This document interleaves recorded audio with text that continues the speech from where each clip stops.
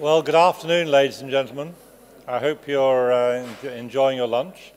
I know that many of you won't have finished it yet, but we want to move on now to our after lunch speaking. I'm delighted to welcome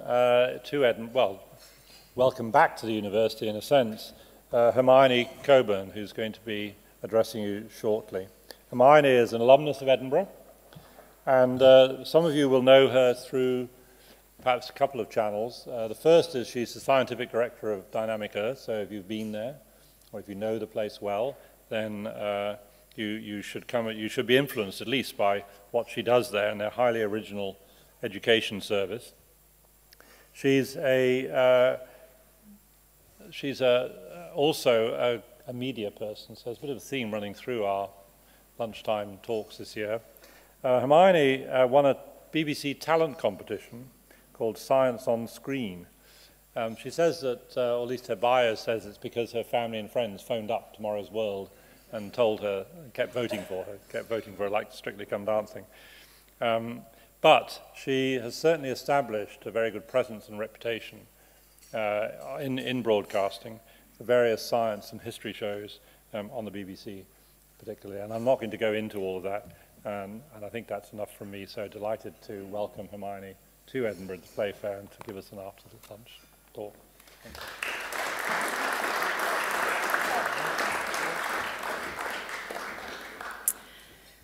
Well, good afternoon, ladies and gentlemen. Thank you very much, Charles, for that introduction, and thank you to everyone for allowing me to speak to you this afternoon.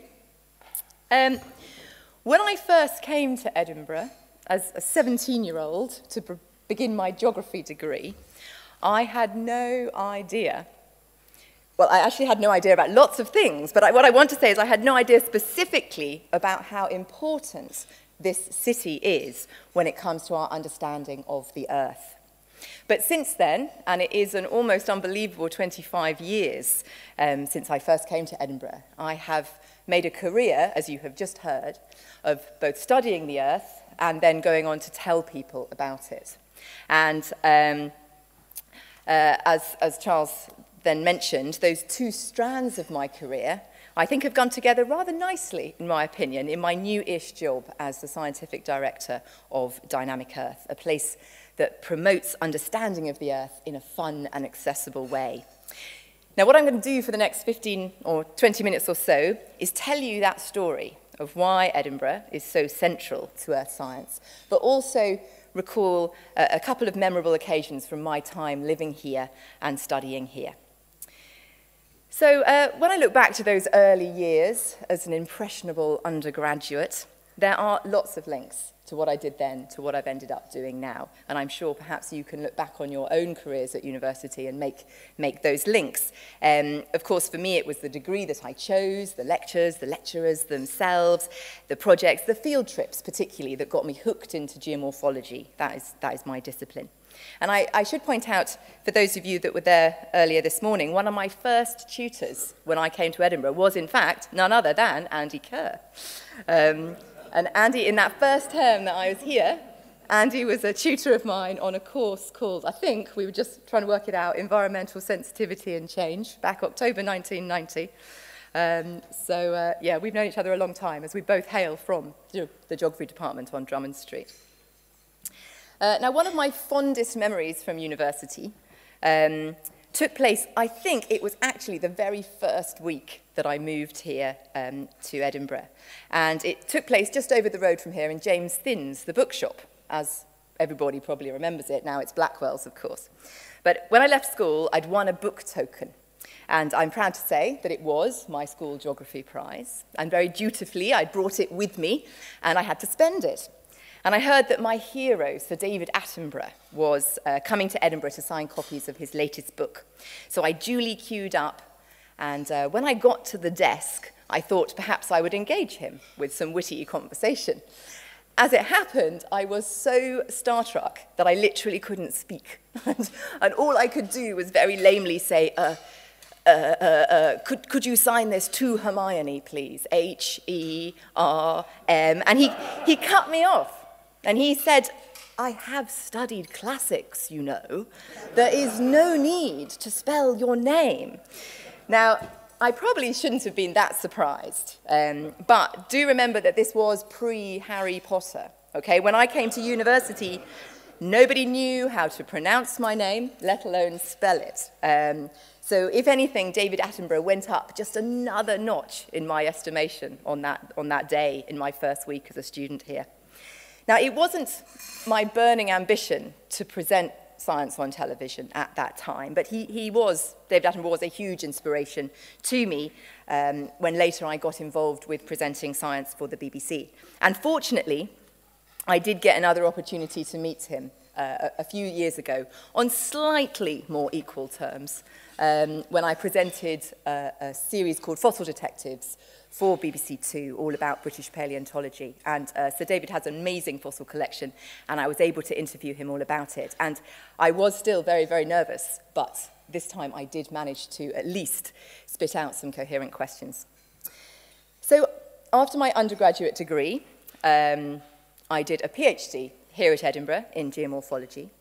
And it was during that time, my PhD was coming to an end, and during that time, I heard about a fabulous new science centre that was being built just down the road from the department in Drummond Street. This was 1999, and of course it was Dynamic Earth. And I got a job straight out of my PhD as one of the original education officers at the centre, and I spent an absolutely tremendous year there, gaining all sorts of experience in science communication and devising the original learning service for the attraction.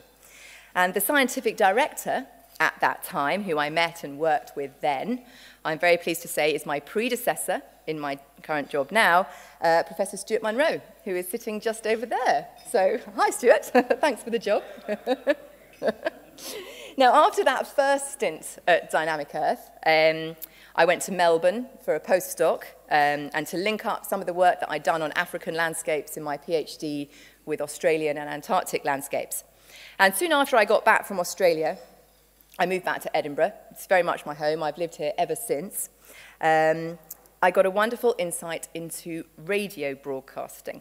Now, Charles mentioned that I'd won a competition for the BBC. That was also round about that time, and that gave me a real insight and a foothold into television. But the insight into radio broadcasting came when I was asked, as a geomorphologist, to contribute to a Radio 4 programme called Behind the Superficial. And the idea was to tell the story of places that people feel that they know, but actually they probably don't know that well. And in this case, it was Edinburgh's landscape. And Stuart, you were also a contributor to that programme. Yeah, I think actually you probably got me the job. But anyway, another job you got me. And we were tasked, Stuart and I, with taking the presenter, Mark Stevens, around Holyrood Park to explain the rocks, that was really Stuart's thing, and the landscape, that was my thing, and convey the significance of Edinburgh's iconic skyline. Now, I'm not sure if you'll remember this, Stuart, but it was quite bizarre. As we approached it was going back 2002, this was, as we approached the summit of Arthur's Seat, there was, rather surprisingly, a massive sofa perched at the top. This was like a big, I don't know whether it was a two-seater or a three-seater, but it was certainly a big sofa perched very much at the top of Arthur's Seat, which none of us were expecting. But it wasn't a problem because this was radio, not TV. And I think, Stuart, we just put it down to the handiwork of Edinburgh University students because, you know, we were looking down on Pollock Halls and you can just imagine them thinking it was a good idea to drag a sofa up to the top of Arthur's Seat. Anyway, we sat down on the sofa and carried on the recording. And the story that we were telling then is really the story I'm going to tell you now because it explains why Dynamic Earth exists, and why Edinburgh, for me, and many others I'm sure, is such a special and inspirational place. Because it was here, in this city, more than 200 years ago, that the modern science of geology was born. And for that, we have to thank a man called James Hutton. Now, I suspect a lot of you in this room know who Hutton is, but perhaps you don't fully appreciate his contribution. Hutton was one of the stars, an undoubted genius, part of the Scottish Enlightenment, and he laid the foundation for our current understanding of the Earth.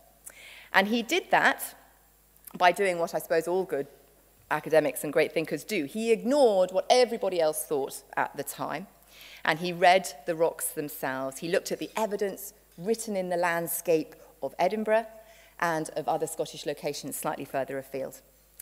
And this was back at the end of the 18th century, and most people then assumed that what everybody knew, that the Earth was very, very young.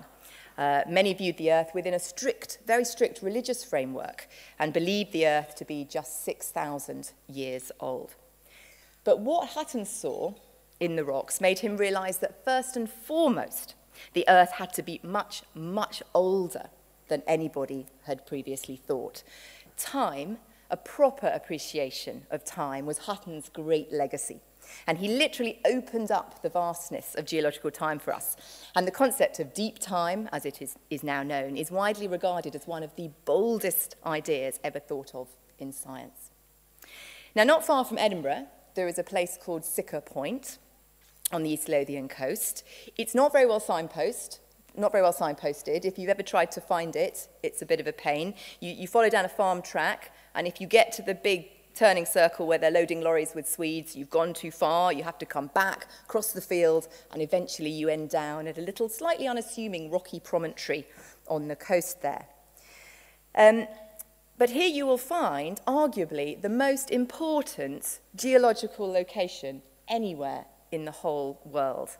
Because it's here that Hutton found what he had seen at other places, but this was the evidence that he was looking for to support his ideas. He found a geological unconformity. And what does that mean? It's basically a sequence of rocks in which there is a certain configuration. And the only way that you can explain that sequence demands a very great break in time, millions of years, for that particular formation to occur. And that led him, it really cemented his ideas that the Earth must be immensely old. And there is quite a nice little link, actually, from where we're having lunch today to Sicker Point, because we have to thank Playfair for writing eloquently about Hutton and his work. A fact you often hear about Hutton is that he was terrible at writing, and it was only later interpretations, particularly Playfair, that really got the message and his innovative ideas out. It is not William Playfair, actually, who is the architect responsible for the ceiling, but his uncle, the mathematician and scientist John Playfair. And it was Hutton, Playfair, and James Hall who discovered Sicker Point on a boat trip back in 1788. And Playfair's account of that trip, if you've not heard it before, it is one of the classics of scientific literature. And Playfair wrote that due to the way Hutton explained what he saw, this unconformity at Sicker Point, and I quote, he saw palpable evidence of one of the most extraordinary and important facts in the natural history of the Earth. And, this is my favourite bit, the mind seemed to grow giddy by looking so far back into the abyss of time. And that is something that geoscientists, and actually anyone who wants to, can do all the time now. But for Hutton and Playfair, that was a tremendous leap in understanding. So that's one thing that Hutton did for us. Hutton gave us other fundamental ideas that still underpin the modern science of geology. At Salisbury Crags, for example, you can go up to a site called Hutton's Section, and there he recognized evidence for the forceful injection of molten rock that's broken up the pre-existing sedimentary rocks. We can even trace the theory of plate tectonics, the modern sort of a paradigm of what earth science operates in today, trace that back to Hutton's idea of a heat engine within the Earth. So when Stuart and I were doing that radio program, all that we were saying about what we know now about the Edinburgh landscape is based, firmly rooted back in those ideas that Hutton came up with. And we now know that Arthur's Seat, of course, is the remains of a Carboniferous age volcano. But don't be fooled by the pointy shape. You are actually looking at the eroded insides of a volcano, not a sort of ancient volcano itself. The Salisbury Crags, we know they're a slightly younger tilted dolerite sill. We know the Edinburgh landscape and its patterns of hills and troughs and ridges result from the scouring of great ice sheets, which only retreated 10,000 years ago, a mere blink of an eye, now that we realize how old the Earth is. But given how revealing Edinburgh has been to the workings of the Earth and how old it is, where better then to build Dynamic Earth? Dynamic Earth is the UK's only science visitor centre entirely dedicated to inspiring anyone and everyone with the story of our planet. And for those of you who have not visited recently, may I encourage you to do so. Recent developments put Hutton right where he should be, which is right at the start of the visitor experience. And through great technological trickery, you can actually meet James Hutton himself, and he will tell you his own story. What I think some people who might come to Dynamic Earth may not appreciate, because much of its sort of public-facing side is the visitor attraction, is that at its heart, Dynamic Earth is an educational charitable trust. And its mission, as it has always been, is to engage diverse audiences with science via our galleries. But in the last few minutes of me talking to you, I'm just going to touch on a couple of other aspects of the work that Dynamic Earth does. There's one aspect of my job that I think has great relevance today, because it is to ensure that Dynamic Earth is a platform from which the research community, sometimes, and perhaps this is slightly unfair, but sometimes accused of perhaps being hidden away in universities. Dynamic Earth is that platform that the scientific community can use to reach out and engage with the public and put across all the excitement of the research that is taking place in the university. Now, I'm there to facilitate that, and I can only do that with the support of the people here at the university. And I'm delighted to say that I continue to work now with former colleagues and lots of new faces, particularly from the School of Geosciences here at Edinburgh. And to give you a very simple example of that in action, in January, I organised a big fossil extravaganza at Dynamic Earth. Ever since fossil detective days, I do love a good fossil.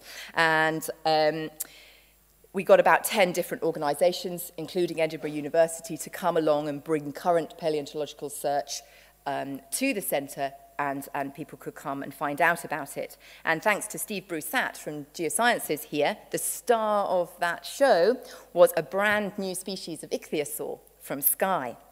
And we had well over 2,000 people came through the door for Fossil Day. And what I love about Dynamic Earth visitors is that some of those people had come specifically to see that ichthyosaur, and those visitors would have known a lot more than me about ancient swimming reptiles. But another couple that I talked to, who were at the Fossil Day, said to me, "Do you know, I didn't realise you could even find fossils of any sort in Scotland." And I think that sums up the beauty of somewhere like Dynamic Earth. It really is diverse audiences that we can reach out to. It doesn't always make it easy to decide what we should be doing, but we do try to communicate science at all levels to our audiences. One final thing of relevance to point out that I'm particularly keen that Dynamic Earth is known for and continues to do well, and this is again where the support from the university really helps us, is to inspire a younger generation with an appreciation for our planet, but also a real interest in science.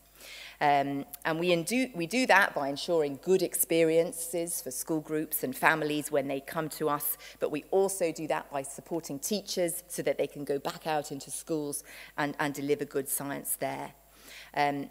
Wanted to pick up on something that Andy said this morning. You know, we were thinking about how brilliant the talent is here at Edinburgh, how much innovation there is going on here.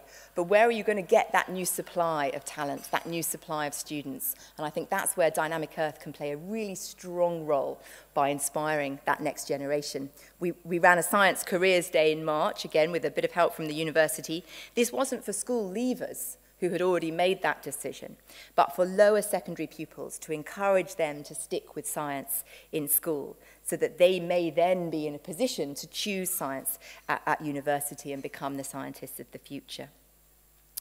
So really, I think I've probably had my time, and so I better wrap up there. But thank you very much, again, for this opportunity. Thank you for listening. And I would just like to say that I hope that the link that I have with the university now, I can ensure that that link between Dynamic Earth and the university continues well into the future. Thanks very much.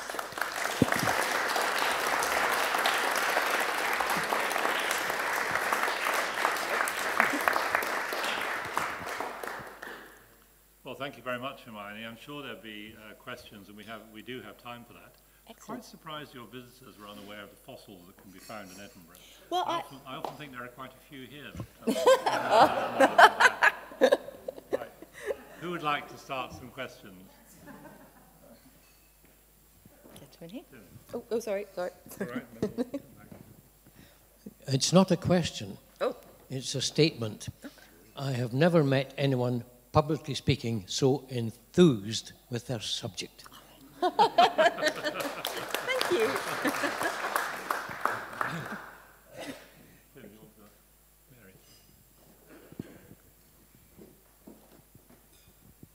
That was an absolutely wonderful speech, really wonderful. The thing I'm intrigued by is Hutton's academic background. Because Hutton, like Black, like a number of the folks who became famous, I mean, Hutton was trained as a medic. And for me, a question is the particular sort of empirical medicine that we had in Edinburgh, you know, particularly which was mostly derived from Leiden, the Dutch, was that helpful? Was that a key part of it? Because, you know, if you ask yourself, where might the founder of geology come from? Yeah. No disrespect, Alan, but you know, a hacking medic is not the obvious place. one looks for scientific brilliance, and yet there is no question this was scientific brilliance in somebody who was trained as a bread and butter medic. But the interesting thing, you're absolutely right. But the interesting thing about Hutton is that he had dabbled in lots of other things as well. He's actually, his first love, I've read, was chemistry. And that, at that time, chemistry was medicine. He also began life training as a lawyer, I believe, but quickly gave that up. And after his time training as a doctor, he became a farmer in the Borders. And he ended up getting an excellent appreciation of landscape and soils and rocks through his farming. And he was particularly innovative, actually, in farming as well. He introduced some, I can't remember what it is now, but some sort of special piece of farming equipment. You know, he was coming up with great stuff there before he moved back into Edinburgh and became part of the... Was it crop rotation? Was it? Oh, well, there we are. But the one point about Hutton that I didn't mention, he gave us this idea of cycles in the earth. The idea that you get mountain building, erosion, sedimentation, rock formation, that then all carries on with another sequence of mountain building. These grand cycles that you can see in what he could read in the rock sequence. And I have heard people make a parallel there, this sort of cycle, this circulation between what his thesis was on as a medic, which was circulation in the body. And this sort of link between things at the very large scale and things that he studied on a much smaller scale. So I think the point is Hutton, all the different strands of Hutton's career came together, I think, in his great new ideas. So maybe that's a message for, I don't know, education now. You know, yeah.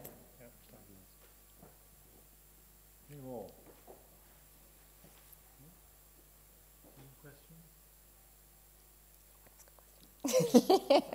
Andy, ask a question. Anything you want to know?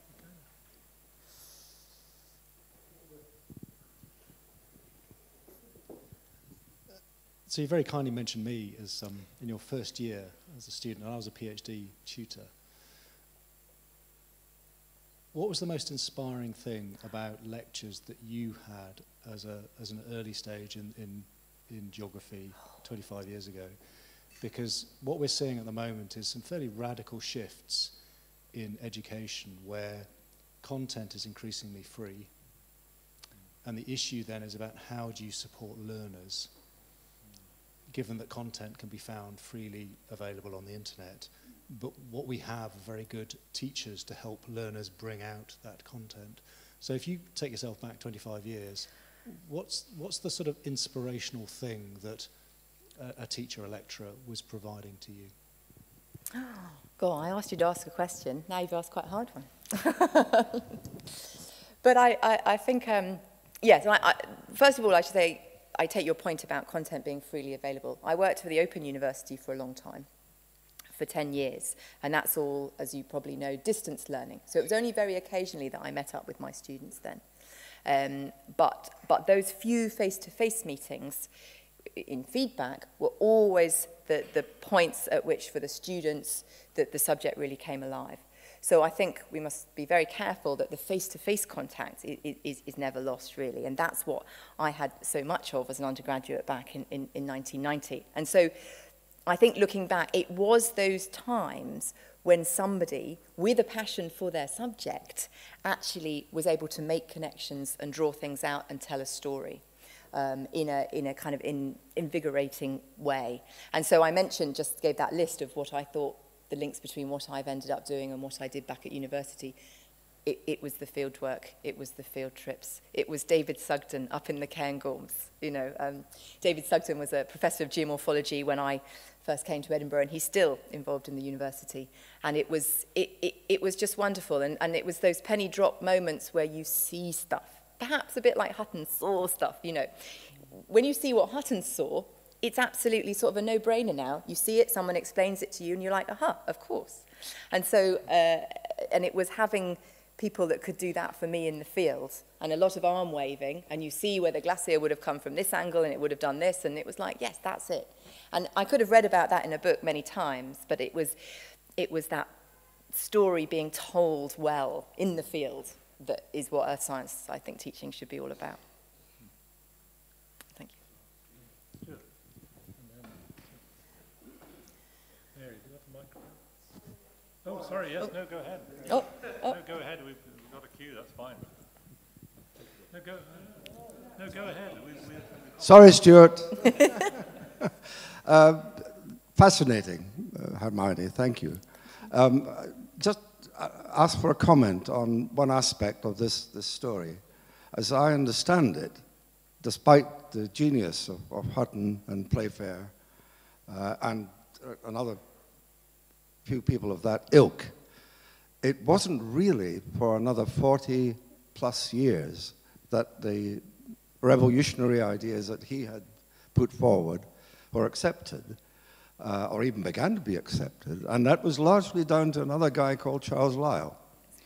So there's a history of the ideas appearing but not being broadly accepted. Would you I would absolutely agree to you. That is the way the history is of that period. Charles Lyell and his Principles of Geology, that was probably the moment that things really changed, and that was the book, of course, that Darwin took with him on the voyage of the Beagle, very famously, and it's within that framework that Darwin was able to come up with his ideas.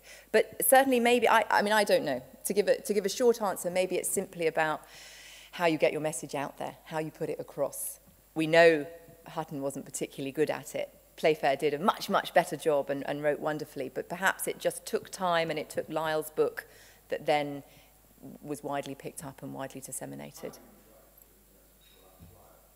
Yeah, and then you can go forward and trace from there, which is what actually our new gallery at Dynamic Earth does so nicely. You can follow it through into Peach and Horn, you can follow it through into Arthur Holmes. There's this long string of connections that really gets us to where we are. But thank you for that. Yes, Charles Lyell really deserves a mention. Which practically answers the question I was going to ask, which was about the line between Hutton and Hugh Miller. Yeah, well, Hugh Miller I first really found out about Hugh Miller. I didn't know much about him at all when I was filming Fossil Detectives and went up to the Akanaris quarry to look for Devonian fish fossils. So that was when I really found out about Hugh Miller. But yeah, and I am not really aware of how that story matches up. But that is another one of the great Scottish geologists that I think, perhaps should be better known. Hermione, I'm in awe of my successor, so I bow down to you. The thing I wanted to ask you was really tapping into your experience in the media, because getting science across to the media is something that's really important within a university like Edinburgh. And getting it across in a way which actually engages with the public in its relevance to the lives of each and every one of us. There's a tendency sometimes for a mistranslation between the opinions of the researcher to that which is interpreted within the media. How can we in the future ensure that we get a cadre of researchers who can actually communicate their science rather more effectively to the public, and therefore actually get our dare I say, politicians to actually invest rather more than what we do in terms of underpinning the Scottish economy? Well, a minor question. Yeah, just a minor question. But what I would say, very encouragingly, is, oh, how things have changed over the years.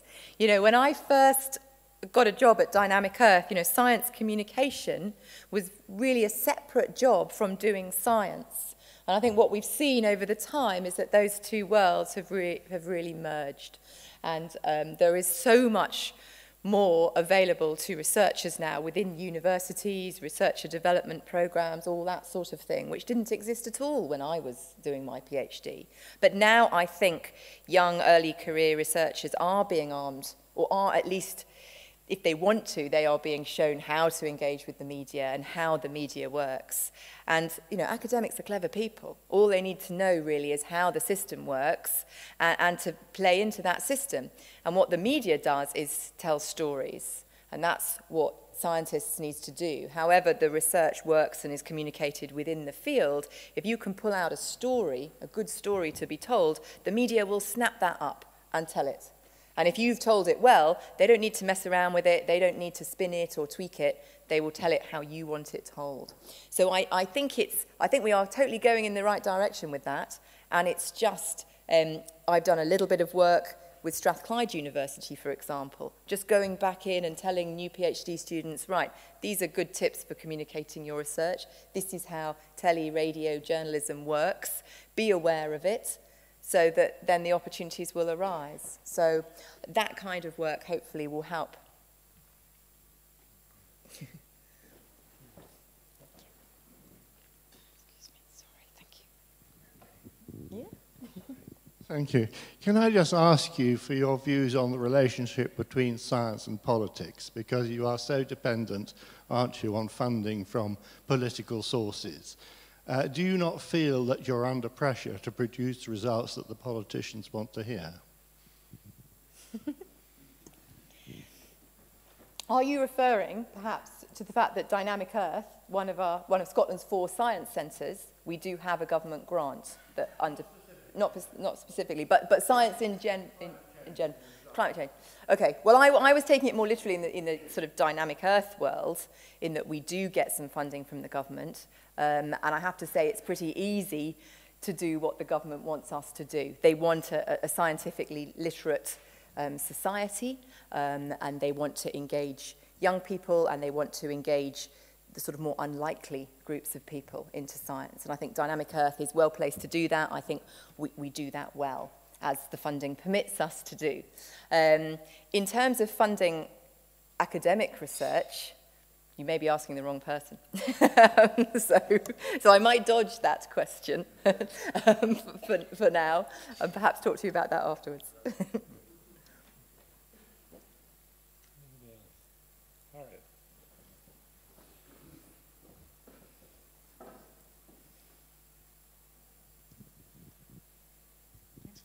Thanks very much, Hermione.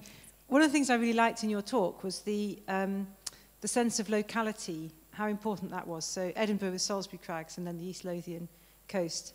And then how educationally, how valuable that is. So wherever you are, if you study your environment, how that can then have impact for your understanding of anywhere else in the world. And I think, I mean, geology is wonderful for that, isn't it? Because you can always study the rock structures of wherever you are.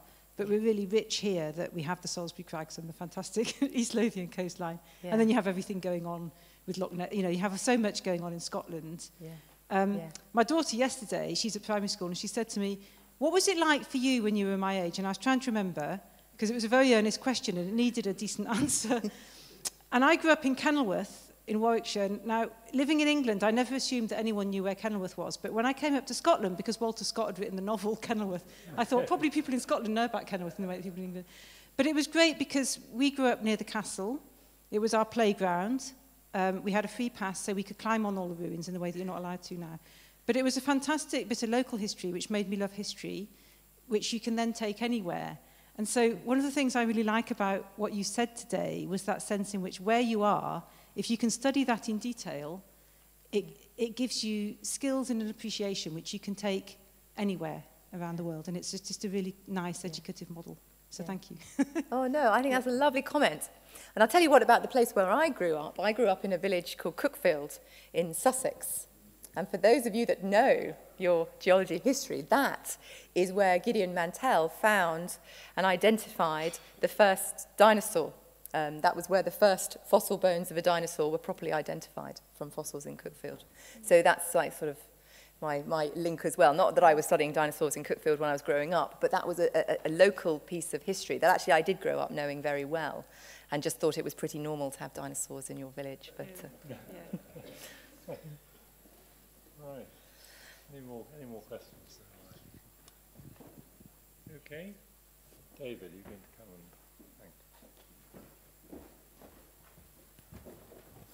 Well, ladies and gentlemen, as a fellow geographer, it's my pleasure and privilege to say a few words by way of thanks for Hermione's presentation this afternoon. Well, today we've had a real feast, and I'm not just referring to the very pleasant lunch we've had here in the Playfair Library, but we've had a feast of geography, geoscience, earth science, or whatever you would like to call it. But we both came into the world of geography here at Edinburgh University. And people have often asked me, what is geography? What do geographers do? And I usually say, well, what do geographers do? Well, they do geography, if you want to be flippant about it. But geography takes you to all sorts of exciting places, and you get up to all sorts of interesting things and end up with wonderful careers. We have a geographer who is now the scientific director at Dynamic Earth here in Edinburgh. There was a former captain or chairman of the Scottish football who was a geographer, and the Princess Royal's husband is a graduate in geography, sadly not from this university. So for me, geography has always played an important part of life, and obviously it is a passion that you have as well. I was stopped by the police the other day, and in taking down various notes about me, they asked them, what do you do? And I said, well, I'm a geographical consultant. And the policeman said, that's the first time I've ever written that down in my notebook. I wasn't charged with anything, by the way. So you've touched a number of memories that I have of being a student at Edinburgh University. The sofa story. I have my own sofa story, which was on a field trip in Argyllshire by Loch Fyne, staying in a hotel. We'd had a few drinks in the evening, as one does as a student, and one of my fellow students fell asleep, shall I say, on a sofa, and we decided to carry him out on the sofa, and we took him right down to the side of the loch. We didn't take into account that it is a tidal loch, so the guy got his feet wet in the morning. And also your description of how to get to Sicker Point was very precise, and one expects that of geographers, that sort of precision. When I was doing my viva for my doctorate here at Edinburgh, I was asked, I had mentioned a place name, and to test me, to see if I really knew where that place was, the professor asked me how to get there, and I gave him a very detailed description. But you have taken us into this wonderful world that I think is the most fascinating of all. To know about the world and to care about the world are really important. We have a great duty to understand the world we live in, and we've heard about this today from two elements of geography, from Andy Kerr this morning in his interest in the low-carbon futures, and also from Hermione in terms of the earth science and communicating that with the wider public. And I think that you've touched on some important points in terms of that engagement with the public. But not only that, how Dynamic Earth can be a platform for the scientific community. And I think that is an important way forward. The world is changing, and I think we are realizing what an important role Edinburgh is playing in this activity in the field of geoscience and earth science. And it is a world player. We're at the top of our game, and doing very exciting things.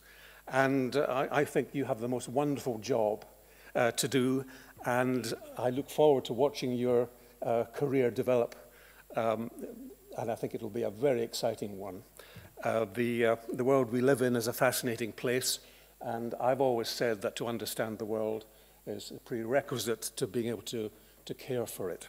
And I think we have many people at this university who are playing their part in this in terms of research, education, and connecting with government and community, and connecting internationally as well.